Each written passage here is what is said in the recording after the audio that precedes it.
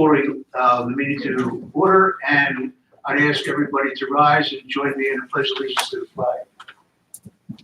Pledge allegiance to the flag of the United States of America, stands one nation under God, indivisible, with liberty and justice for all.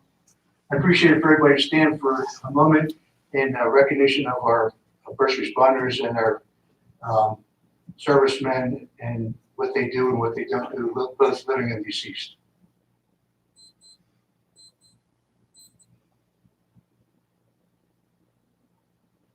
Thank you very much. I appreciate 6 or 7 people showing up tonight. It was wonderful. This meeting is really a single point meeting of with respect to what's going to happen in the Bowtree pond situation, I should say. And with that, I will turn the meeting over to John Allshaw, who has been the leader of the pond work. Thank you very much, everybody. It's good to see a handful of folks here. Some I don't know, some I don't know. My name is John Allshaw. I'm Assistant Township Manager. A little background on all of this. About 3 years ago, the Conservancy Board planted some trees. Every year, the Conservancy Board plants trees in various public lands in the township.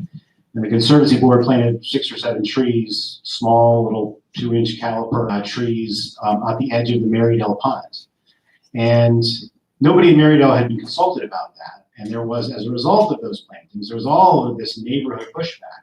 People were worried that by planting trees there, it was going to cause more algae to bloom in the pond. The pond was already very silted up and had a lot of algae, a lot of invasive species around the edges. And it caused a lot of concern. There was a lot of public anger about that, a lot of public input. And in response to some of those concerns, the Board of Supervisors authorized a study in late 2017 of all of the 6 township-owned ponds. So the township technically owns 6 ponds, 1 in Marydale, 1 in Pin Oaks, 1 in Hershey's Mill Estates, and 3 in Bowtree. And so that report talked about the basic strategies for rehabilitating the 6 township-owned ponds. And the Board of Supervisors made a decision that it would sort of one by one, ideally on an annual basis, but realistically more on an 18-month or even 24-month basis, would pound out one pond after another to make sure that those ponds would remain viable for generations to come. Basically, for the last 30 or 40 years, those ponds have just been gradually they haven't been maintained with native species. Invasives have crowded out the native species, and some of those ponds aren't very healthy. So as you probably know, the first pond that was rehabilitated was the Marydale Pond. We have sort of one last push to go with that. It's been fully dredged. There's a new outfall structure in place. A lot of the invasive species have been removed. The last sort of thing we need to do is some landscaping, hopefully in the spring of this year. But now that we're sort of at an ending point for Marydale, we'd like to address the next pond. And I think it was determined by the Board of Supervisors that when you factor in the aesthetics, the environmental impact, the cost, and a handful of other variables, what we call the Bowtree 1 pond, the southernmost pond in the Bowtree 1 neighborhood, this is the next pond that really needs to get rehabilitated. So with that said, what's going to happen as we sort of move forward is eventually what we'd like to do is create essentially a landscape committee. This is after we do the dredging and get all the permits and all that kind of stuff. And when all of the ground is settled, we would like to do some planning, and we would like input from the residents, particularly the Bowtree residents most impacted by this project, to have some input on what sort of landscaping they'd like to see out of their backyard. Obviously, projects like this, it's a delicate balancing act because it is, on one hand, it's public land. It's owned by 18,233 people. But on another level, we're also cognizant of the fact that for many of you, this is your view out of your backyard or your front yard, or you drive by it every day. So you have a vested interest in what this area looks like when it's all said and done. So with that said, I'm going to turn the stage over to Mr. Nate Klein of Pinoni. Nate Klein is, probably most of you in the audience know, is not only our township engineer, he's also your neighbor. So, so Nate has, frankly, has a vested interest in the success of this project as well. Thank you, John. Project as well. Thank you, John. Thank Thanks, guys. Yeah, again, my name's Nate Klein. I don't know if I know everybody here. I live directly across the street from this pond. So I've been living in Moultrie about 7-8 years now since we moved out here. We work, my firm Panoni works as the township engineer. We were reappointed this year. And we assisted the township on the Marydale project that's been going on over the past 18 months that's winding down. So I've just got a brief presentation tonight that I'll walk through. Again, I have a small group tonight. As I've seen neighbors, I've been trying to bring them up to speed. I volunteer on our civic association. So when you see those emails, if you subscribe, they're coming from me most times.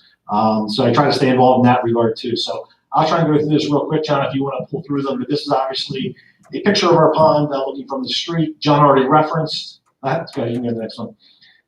John already referenced the study I trust prepared. If you go to the township website, that study is available. You guys can read through that. It speaks to each pond in a little bit more detail. And this is really the jumping off point for what we did over at Marydale and what we did here. So this is kind of the guiding document for kind of what we're doing to make this happen. Go ahead, John. Again, just some quick pictures of what it looks like right now. Generally overgrown, essentially an island is being created where the water's coming in from the stream corridor. That's not supposed to be there. That's silt that's been running in there for 20 plus years. The outlet structures on the bottom, we're going to take a modifying those, making sure those are operating correctly, replace the tops. Same thing we did at Marydale so that they operate correctly during storm events, don't cause any sort of flooding if we're going to drain this pond. But, you know, I think right now you don't see it as much, but the island that's been created there, that's really one of the large negatives, right? What is that? That's just siltation. That's the silt running downstream for 20, 25, 30 years. That's just clogging up this pond. And it's taking a pond that was 4 to 6 feet deep, making it 0 to 2, 3 feet deep at best.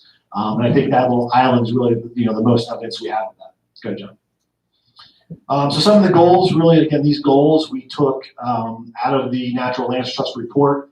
We massaged these a little bit for the situation at hand, working with both the Conservancy Board and the Marydale neighbors.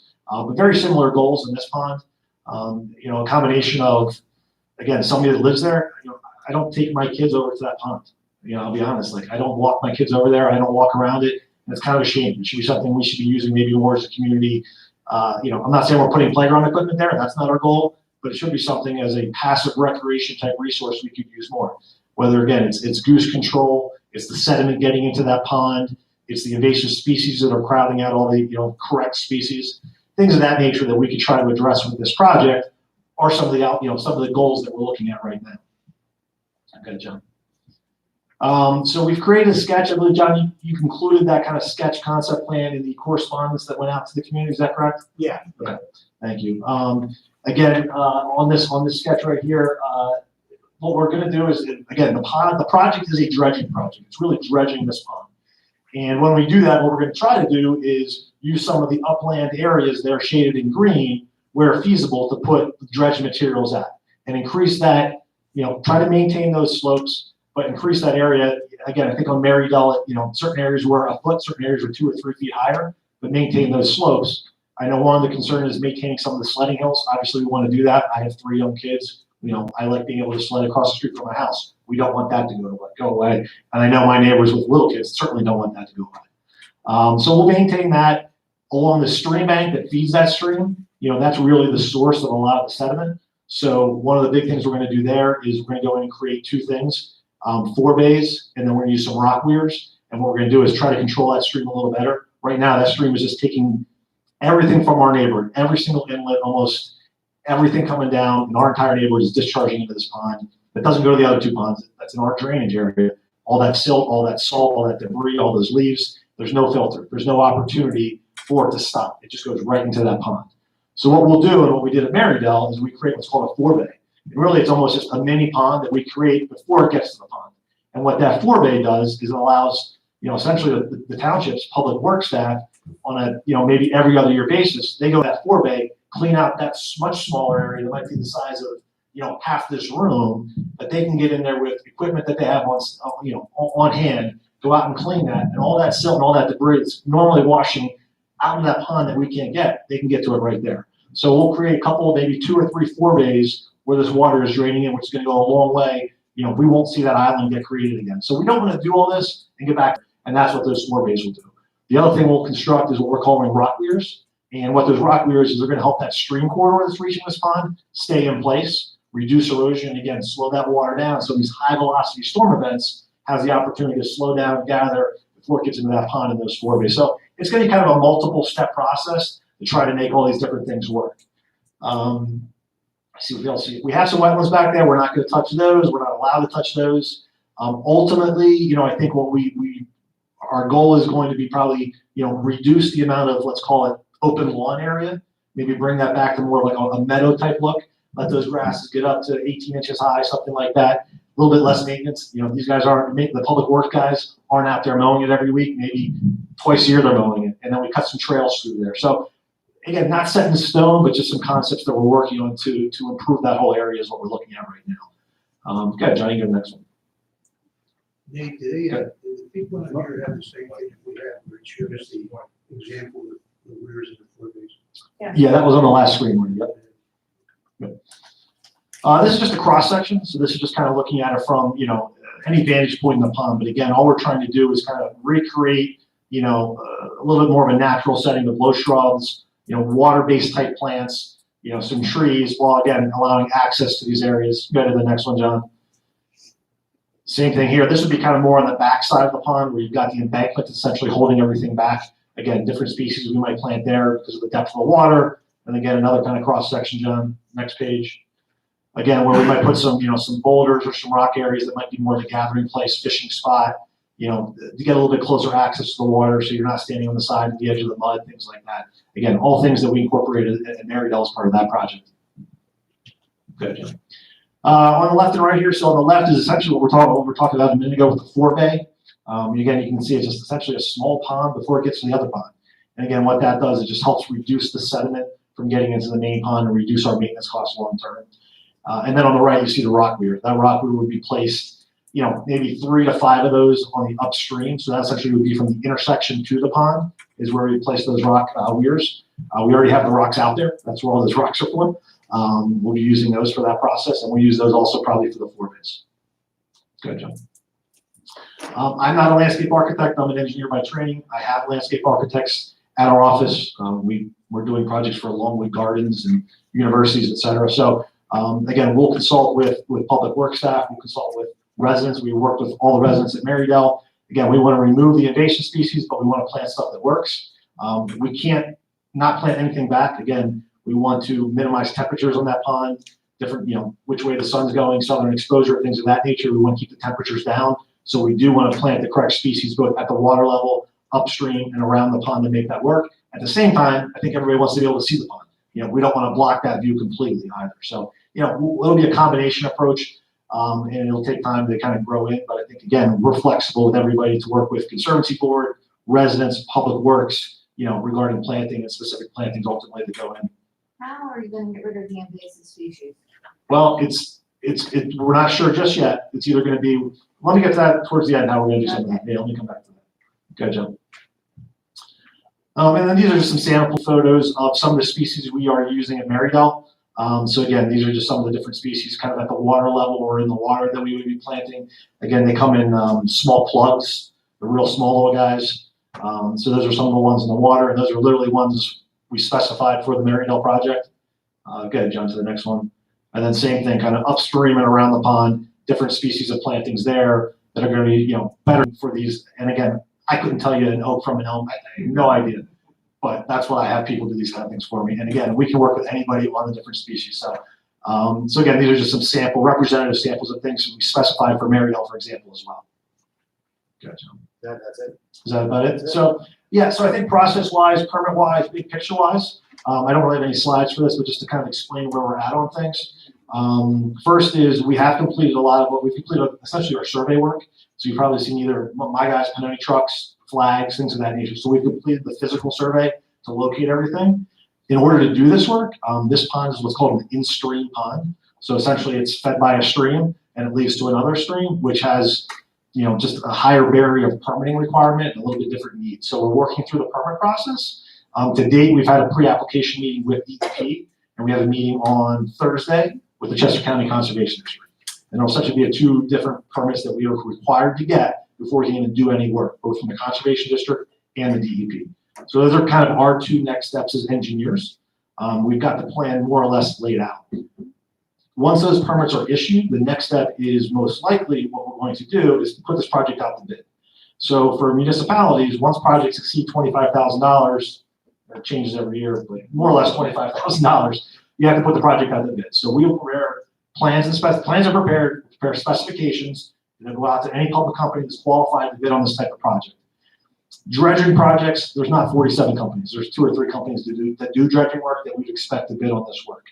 And then once that comes in, the board would award it and they would do the work. So this would be something Public Works and Panoni would then monitor the dredging work. The dredging flows again would be to be determined upslope of the pond, but generally in the area of the current plan. Again, we still need to quantify the material and the amount, and then that'll kind of help determine exactly the full extent of that. What would then follow is Public Works would then most likely take on the task of doing the in-stream work with the boulders, creating the rock weirs.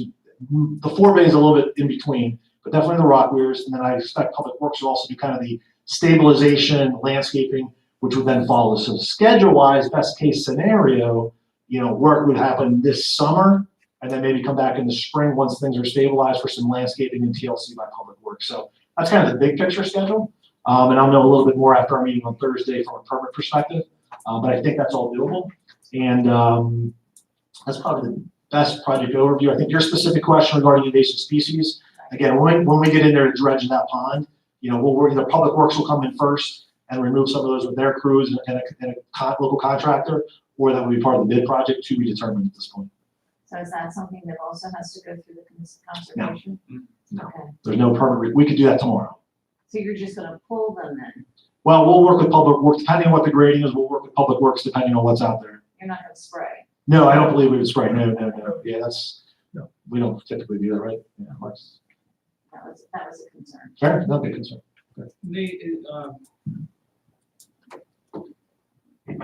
With the spoils from the dredging that we're going to try and spread out, is there a feeling that we will be able to spread those? We won't have to truck them away. I mean, on the basis of 2 things. one, that the landscape can accommodate it, but number 2, that the quality of it is okay, that we'll be able to spread it. Is that what we were? So yeah, two it's questions. expensive, as we know, to truck it.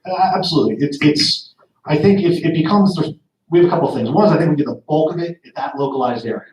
All right. I think there's even kind of backup areas within Bowtree that, if worse comes to worse, we could put some stuff in some other places, even within Bowtree itself. I also think we have the equipment and manpower at the township that it wouldn't necessarily be a cost for a contractor, that we'd probably work with Public Works and say, hey, we're 90% of where we need to do. We need to get over the hump in the last 10%. And we may have the manpower and equipment to do that kind of work. The hard part is that what we don't know, and we do have a meeting set up with a local contractor, is quantifying it, right? The depths without spending a lot of money on that. We're trying to find that middle ground of, wasting a lot of money on quantifying it versus getting a close enough estimate to make it work and then getting it done. So we're trying to find that balance. And I just want to make sure the folks that are here heard the big general schedule. If the permits get in place through the first 2 quarters of this year, through June, we get the permits and we get the bidding underway, and we can award the bid maybe this summer and get the work underway.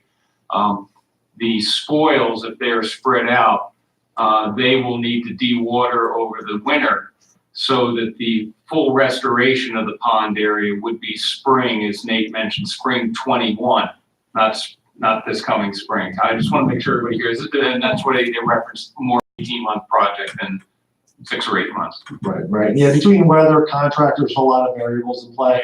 And, again, we might spread the material. There's bags we can put the material in where it dries out. There's a lot of different, opportunities for doing that, but it's going to take some time. Okay, so now I have a question about the dredging material. I live right next door to this. Yeah, so I'm that's very your backyard. concerned. I'm gonna be looking at this as you're doing it. So these are hills or slopes. All of this area where this dredged material is going to be moved to. What is going to prevent that dredged material in heavy rain from not coming right back down Right. So into the pond area? Sure, that's a great question. In Marydale, we had some flatter areas that we could work with, so we were able to spread that material out. In this case, because of the slopes, we'll most likely use like a bag system. And if you can envision, you ever see like hay bales on a farm and they're wrapped in plastic? Yeah. Do you ever see that when you're driving by a farm maybe? Almost like that. where the material goes into a bag, so only the water's seeping out and the material stays in there. And then as that dries, you more or less cut the bag open and then spread the material once it dries. So that's one concept we're looking at right now, just because we don't want to do that and have all that empty back out into the pond. Right, So- right. And those ENS controls all So- the project. Right, so when I say getting a permit, look, I talk quickly and using acronyms, I apologize. Conservation District, Chester County Conservation District, that's our erosion and sediment control permit. Silt fence, rock construction entrance, how are we gonna protect the environment when we do this work? So that's what they're overseeing and making sure we're doing. I guess they're gonna have silt fences. There'll be full boat of material stabilization requirements, exactly. Yeah, it's gonna look like a construction site, I'm not gonna deny that, but yeah. No mistaking that. Yeah, It's gonna be a big mud pit for a year, the little kids will like it. Well, you gotta break some eggs Yeah. to make the, we won't be using our deck this summer. we may be interested to watch it. Go ahead, yeah, sure. I have a concern about the fact that I have a walkout basement and I'm at the bottom of the front. At the bottom of the pond, Right behind the two J's. right, but the outlet structure's drained the opposite way of your house down to Ridley Creek. So we're not changing the water surface level of anything. The water surface level and the location, none of that's gonna change. What about those, you were talking about? They're gonna stay exactly the same. All we're gonna do is take that concrete, patch it up and repair it, and replace the old iron top with a new galvanized steel top. What So, about you're talking about the debris or whatever you call it, like you'll do the silt or whatever that you. Mhm. so that'll, all the silt that we're removing is within the confines of the pond. So again, kind of, if you can imagine, the perimeter of the pond isn't changing. We're not gonna change the height, the depth. Oh, I thought you just said you're making it high. We're gonna make the pond deeper, Okay. right? And then the surrounding ground upstream where you're at, if I understand correctly, you're kind of more on the other side by the woods. Yeah. Right? We're not gonna be back there at all. Just the stream corridor, and then on the other side where you're at, we're not touching that at all. Because that's actually a lot of wetlands between your house and the pond, there's a lot of wetlands back there. So we're not gonna be back in there much at all, if any. So really, zero impacts as far as I can say for your vantage point. Nate, may I ask a question out of Yes. left field here? Uh-oh. Will this dredging enable us to fish out there? I would think so. I'm not a fisherman, so I can't speak to that. I know, in my neighborhood, nobody's fishing in this pond currently, but fishing in the other two ponds because they're deeper. We get this pond, my understanding is historically people always fish in this pond. We get this back to the proper depths, I believe we'll be back to fishing again, yes. And moreover, just to add to that, the fish are good for the water quality. So, It's a win-win for so everybody. it's a win-win, and, yeah, it's a win-win. Yeah, and I think in And they're also previous, cheap. I mean, Mark got, fish for Marydale and it was like $175 cheap. yeah, you get a bunch of fish and they're popular, you're good to go, so. Yeah, I mean, I know my neighbor, that's the question I'm getting from my neighbors is, hey, am I able to fish back there? And yes, the answer is yes. I would add though, and this is important, because we're dredging the pond and we're going from an average depth of whatever it is, 23 inches or something, down to potentially 6 feet. We know that there is, officially the township's policy is we don't allow ice skating on township-owned ponds. And have to enforce that a little bit more stringently once the pond is deeper, because once it gets to, a deeper depth, it's harder to freeze, and it's also obviously much more dangerous if there's an accident. So that is just one of the downsides of these projects. And just as an aside, I know that's where we go sledding. I've got kids that are in 6th, 4th, and 1st grade, and all the kids are out there sledding. And my wife's so concerned about sledding all the way down that hill into the pond. They go into that pond, they're gonna be about 2 inches deep when they fall into that pond. But in the future, yes, hopefully it'll be 4 or 6 feet deep. So something we need to keep an eye on, sure. We have several people here, including yourself, who live near the pond. I hope you'll keep an eye on it Oh, and make absolutely. sure the kids are safe. Well, our sons used to play hockey on there when they were, but now they're all grown and go on. No comment. When they fell in, it only went up to, at most mid-thigh. Couple feet. It'll Yeah, be I mean, deeper. So it's It'll be changed a deeper. lot. Yeah, it's not gonna be the same consistent depth throughout. There'll be a couple different variations, I'm sure.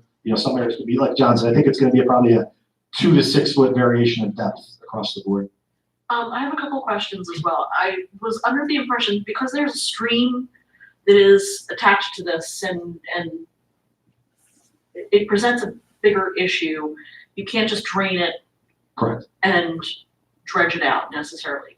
So I thought that, I know that Mark Miller is here, I thought that, is there gonna be some kind of a different method that's gonna be utilized? Yeah, well, For Marydale, we did an actual dredge, we drained it, we Right, bypass pumped it. We ran a bunch of streams, so we had to dig and bypass pump those. This one here, we're gonna dredge. It's actually, they're out there like in some type of like a boat, and they suck up the mud and they pump it up into these socks. So it will be, that's the method of means. so the method is gonna be in a boat, suck it up, and then Something something like that, that's fine. And then, is there gonna be some type of, filtration in this? right. So it's always going to be circulating, so the geese will find it very attractive, because as it's circulating, the water is generally disturbed, and it won't necessarily freeze over unless Yeah, there's a really hard freeze. No, so during construction won't be an issue. No. Yeah, after construction, there's still this, we'll still have this, there's a discussion about having aeration in the pond. Right, Typically, you would not, because it's an on-stream pond. right, And I think that's something that we've agreed to just not make a decision on yet, okay, and just see how things operate, and then maybe revisit that in the future right now. Whereas, if this was a standard pond, we most likely would just assume we were gonna do that. In this case, because of the on-stream nature, we're kind of like, it almost aerates itself because you've got a constant flow of water, if that makes sense. exactly. So it might be overkill for that, but Okay. 2 years from now, we're like, hey, look, this is not doing the trick. It might be time to revisit that. Mark, is that somewhat fair, I think, based on our history? I mean, and to be honest with you, Thanks. we found out Marydale and we walked that boat trip. That pond is dead. Yeah, I mean, that's what it is. There's no, There's no oxygen, there's no, One other aspect about the geese is that in allowing the landscape was explained by Nate, the mowed grasses to assume more of a meadow look with maybe some mowed pass through it, more natural setting. The geese are not comfortable with 12, 18-inch grasses. Because they like an open area where they can see, so that should be a Part of the mitigator or a deterrent. So that's another natural element. yeah, our little black dog signs aren't necessarily doing the trick. But well, we appreciate it. But yeah, I think our expectation is if we can get some good meadow areas out there, that's gonna make a difference, because that's gonna, decrease their interest in being in those areas. And again, the nitrogen and the waste that you're getting from those geese are all contributing to the same problem. I mean, geese in themselves, Sure. I'd like to ask a question about the geese. So, in recent years, a lot more geese are showing up in my backyard. Mhm. And wondering, and I'm concerned that this project is gonna displace geese from the Bowtree Pond into my backyard. And is there anything that can be done to mitigate that? Yeah, that's probably beyond my level of rhetoric. We've been battling the geese since probably about the last 15 years, 20 years, and and the next generation will be battling them. The township does get a permit to go out and add all the eggs. We do that every year. We do the dogs and the rest of the stuff, but the geese will be an ongoing problem. So, But is this project an opportunity to take more aggressive measures? I mean, I know you're. the measures we're taking are what we're allowed to take under the federal act. Well, you can hunt them. They can be shot and you get a permit, but unfortunately you can't hunt because the houses are too close together in Bowtree. You got that issue. Well, I just wanted to go on the record that, I'd appreciate if something could be done, because the problem's getting worse and worse I agree. in my backyard, and my neighbors too. I mean, it's just awful, the numbers, it's just ridiculous. Where do you live in the neighborhood? Yeah, I live at 1617 Bowtree Drive. That's about 2/10 of a mile towards Route 352. Where all the backyards are real deep there. Yeah, Yep. and And you have deep, flat backyards with no obstructions. Yeah, it's. it's mowed grass. Yep, that's always gonna be an uphill battle. Is there anything else that can be done about that? Rick would know more than anybody. We're doing it. We did 10 years ago, we did a roundup. It would cost about $30, $40 a goose by the time it was all said and done to get rid of them. And that's They just come back from somewhere, right? yeah, and yes, that's a challenge. And again, they're here for the same reason we are. The climate's good, there's plenty of food, there's no predators. You know, that, maybe we should change. There you go. I'm about to take that up on the beginning. Hey, just a thought for the people that don't know. Sure. Mark Miller is sitting in the back of the room back there. He's the one that's answering some of the questions. He's our director of our Public Works Department. And I will guarantee folks that are in the room here, they're concerned about certain things. You might want to talk to Mark, because he will make sure that whoever's working on the area does it as cleanly and as nearly as possible, so that we don't disturb you any more than we have to. So he's very good at doing that, and he's a very good sergeant at arms. So if anybody wants to talk to him, he's in the back there, and he's our director of public works. We have a pretty good aggressive program on add-on the egg. You guys go out, you're trained it, they shake it, they oil the egg. We also added to the arsenal a what they call a bang whistle gun, and it's just a blank gun. But we took it over Marydale. It works. They were gone for a good month, but it's something you just have to keep doing, and you got to keep moving the dogs. But like Ricky said, we did the roundup 10 years ago. I forget how we got 100 or so geese. We don't have geese. And can you only allowed to do that on public land? Correct. And we had the wildlife people came out with us to help us and show us how to round them up. So it was more the guys try to catch them. There's nothing that can be done on private property like that. Now, the only thing we can do is walk down from, like, say, where that sewer line was down between your property and the Whitten stream. Because since we have pipeline, we can walk down through that or come down into the gator and try to move them, just disrupt them. That's all. That's what I do. But it's like every day I go out there and chase them, and the next day the dog is back. Mark, do you think any of those methods will work with the pipeline guys? I don't think so.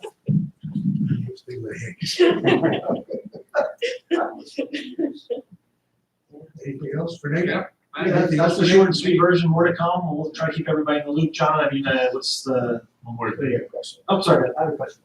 I frequently hike through along the pond, cross over the creek, and hike along the greenway there. So, question about the tall grasses. Will there still be a path back there? Yeah.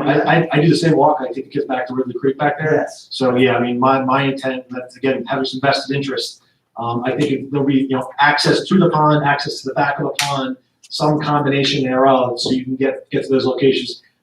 There's a sewer easement that goes back in there too, so public work wants to maintain access. So that's never really going to become overgrown by any stretch. But again, I envision it. You've got 18-inch meadow type grasses growing, and then you got a lawnmower, a tractor lawnmower width path kind of winding around through there, something like that. And hopefully it's better for everybody. What percentage of the mowed grass now is going to be tall grass? Would you say? That's hard to tell. I mean, I would actually, guess. I don't know the simple answer. I don't have a specific answer, but I would say that, as I alluded to at the beginning, I think the idea is once the dredging work is out of the way, that's an opportunity for folks like you to be on this landscaping committee, Right. Yeah. and we can figure out strike the right balance between appropriate recreation area while also balancing environmental concerns.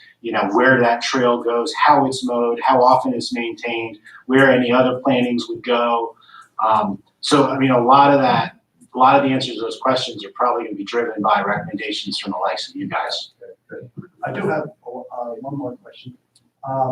Years ago, they had the meetings about planning along the trails along Paoli Pike, and at that time, I suggested the cement crossings for Ridley Creek, like they have in the Ashbridge Preserve. My question is, could something like that be added on to this project? Because right now there's stones piled across the Ridley Creek that the hunters and myself, use to walk across that creek. Sometimes I make it, sometimes I don't, with dry feet. So just a question, because I think they were funded by the State Department of Conservation and Natural Resources. Any comments on it? You're talking about what they did to Willstown, down there at Willstown Conservancy in the creek? These things. Yeah, like the Ashbridge. Yeah, just like at Ashbridge. They needed a permit from the EP, and and the Conservation Trust funded it, so that would be up to the, I guess it's the board. It won't be part of this project, but it'll be up to the board if they wanted to promote that, do that. Yeah, well, But I remember there was discussion about trails through the back part of Bow Tree and Clock Tower. There were some people that were not so much in favor of it, so. Paths. Paths, there was, yeah, paths or whatever you call it, yeah. Trails are a little. yeah. Yeah, I think, you know, speaking on, taking my pension engineer hat, Up at ways. taking my engineer hat, showed is exactly, I think, the kind of, you know, right there where the sanitary sewer crossing is on Ridley, it's probably where a lot of people try to cross just to get from open space to open space. Right. And it's all township grounds and all that, so that would be a good location for something like that. And then the other location over by like the wetlands walk, Right. then also goes out to township open space. Those have always been the two issues everyone says, why can't we cross them? Because otherwise you're going out to 352. I'm getting on my soapbox here slightly. Yeah, you're on 352 and 45 miles an hour. So it would be something that, as a neighborhood, I know I've talked to plenty of people, and you know, looking at getting those two types of crossings would go a long way for that community, especially with Pebble Pike Trail coming online. On the aspect of the landscape plan, I think as the project gets underway with the real hard excavation, dredging, and that sort of thing, John, my sense is that we'll try and engage Bow Tree residents to join the committee, 5, 6, 7 people, and get input to then really start to craft the landscape plan at that point in time with what information we have. We'll be able to have the input so that it will start to take a shape with you know, the extent of what the mowed area or the meadow areas are going to be, and some of these layers of vegetation emanating back from the edge of the pond. That's my guess. We'll probably set that up timing wise so that the residents in a committee form and attending a committee meeting or two would have some input like we do with Marydale. Yeah. Yeah, I mean, I would expect that, you know, if we're talking about dredging late summer, early fall, that, you know, sometime come, you know, Labor Day, people get back from the shore, you know, we'll start to put out another letter, you know, asking for volunteers, and hopefully I see some of you guys back again in 8 months. So it'll be an easy task. And look, it's either going to be me putting a bunch of stuff on the plan that we do, or kind of work together to find something that works for all of us. And I'd rather and I can get a few more people that I regularly talk to that aren't going to come out to this meeting. I can nudge a few other people to come out too. So. So is that part I of the think regular everybody budget? has to recognize Yes, that, so, Good morning, 1 second, shit, what is? so you asked, is that part of the regular budget? Yes, and so just to clarify, that we budgeted $200,000 this year for this whole project, and that's soup to nuts. That includes the dredging. I mean, and it's all knock on wood, you know, whenever No, that's an engineering good. estimate comes, sometimes you're way under and sometimes you're way over, so. There's a factor.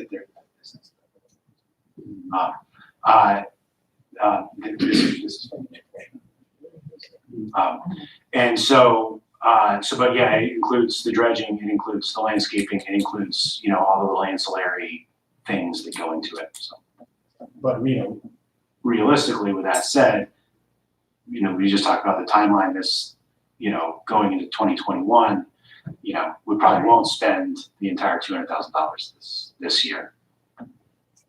Thanks, Nate. what I was going to say, Nate, was in the landscaping and everything else that goes on around the pond, if you looked at the other one, you'll notice there's some unusual type of flowers and stuff there.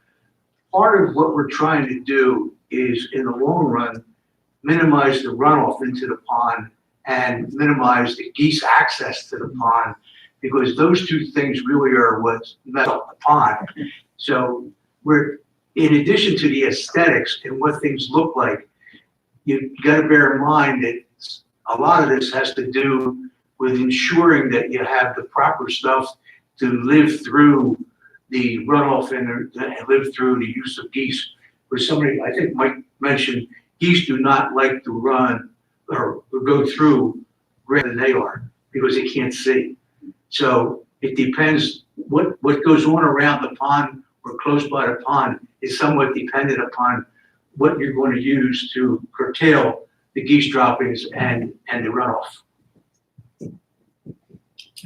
All right, thanks guys, appreciate it. Yep. Oh, sorry. Good start.